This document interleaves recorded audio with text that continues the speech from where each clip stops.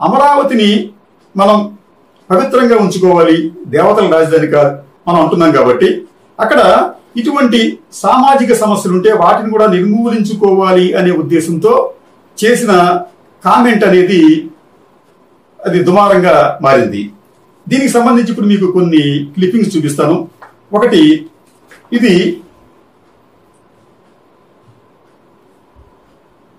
One India అనే ఒక పత్రికలో వచ్చిన వార్తది.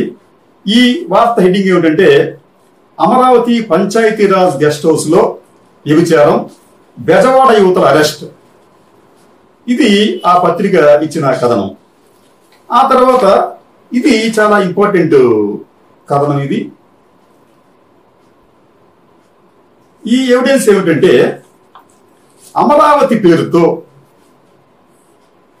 కొన్ని వెబ్సైట్స్ వెలిసి వాళ్ళు కాల్ గర్ల్స్ ని మీకు పంపిస్తాము అంటూ అనేక ప్రకటనలు వెబ్సైట్లో అంటే ఆన్లైన్ ద్వారా ఇస్తున్నారు.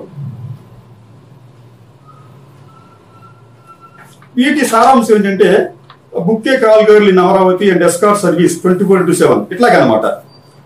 అయితే అమరావతిలో ఇటువంటి అసాంఘిక కార్యకలాపాలు జరుగుతుంటే ప్రభుత్వానికి కానీ సంబంధిత అధికారులకు కానీ ఏమీ తెలియటం లేదా?